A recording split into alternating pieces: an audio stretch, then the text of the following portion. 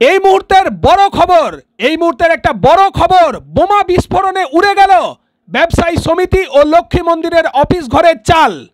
আপনাদের আরো একবার জানিয়ে রাখি, বোমা বিস্ফোরণে উড়ে গেল ব্যবসায়ী সমিতি ও লক্ষ্মী মন্দিরের অফিস ঘরের চাল।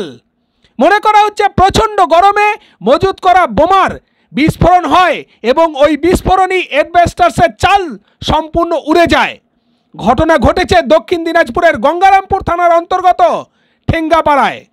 এলাকার বাসিন্দারা বলছেন, শনিবার সকাল 11টা নাগাদ বিস্ফোরণের প্রচণ্ড শব্দে এলাকা কেঁপে ওঠে এবং শুধু ধোঁয়ায় ধোঁয়াকীর্ণ হতে থাকে চারদিক।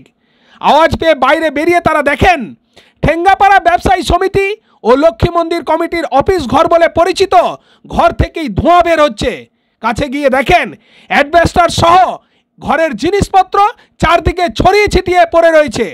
বিস্ফোরণের খবর পাওয়া মাত্রই গঙ্গারামপুর থানার পুলিশ, বোম স্কোয়াডের একটা টিম এবং গঙ্গারামপুর দমকল বাহিনী এলাকায় হাজির হয়ে এলাকা ঘিরে ফেলে এবং মেটাল ডিটেক্টর দিয়ে চারদিক চেকিং করতে শুরু করে। যে ঘরটিতে বিস্ফোরণ হয়েছে বলে মনে করা হচ্ছে এবং বিস্ফোরণে ঘরের চাল সম্পূর্ণরূপে উড়ে গেছে, ওই ঘরটি নিয়ে বিতর্ক রয়েছে। ওই অফিস ঘরটি দীর্ঘদিন আগে বামপন্থী ছাত্র সংগঠন এসএফআই এর অফিস ছিল বলে স্থানীয় সূত্রে খবর।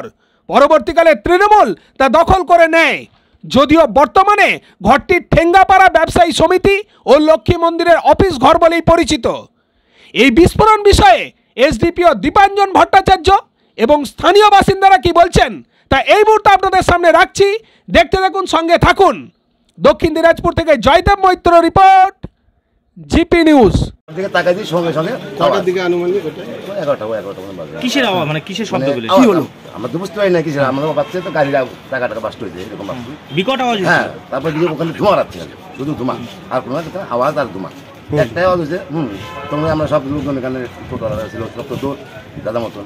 আমরা আমার একটু ভয় আছি এখন, ভয় পাচ্ছি যে আরো আসছে কিনা, যদি আবার বাস্ট হয়।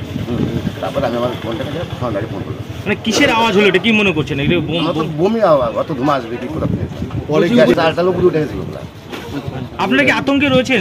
অবশ্যই আতঙ্ক আছে। যে জায়গাটা সেই অফিসটা ওর আগে কি ছিল না জানি না, এখন তো লক্ষ্মী মন্দিরে সেটা জানছি, সেটাই আমরা জানি। এখন আমি দেখিনি, ওটা তো ভিতর থেকে, মানে ভিতর থেকে বাসটা হয়েছিল।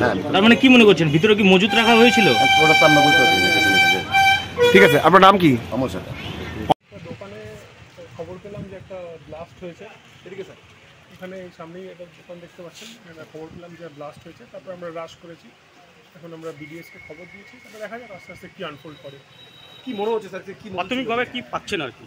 এটা টু আর্লি টু সে, এখন জাস্ট ঘটনাটা ঘটেছে, কিছু ইনভেস্টিগেশন এখনো হয়নি, হলে বলা যাবে। প্রাইমারিলি আপনাদের কি মনে হচ্ছে, বিস্ফোরণটা ভেতর থেকে হয়েছে না বাইরে থেকে কিছু করা? এটা এক্সপার্ট না হলে বলতে হবে না, বিডিএস এর টিম আসে, করা যাবে। Thank you sir.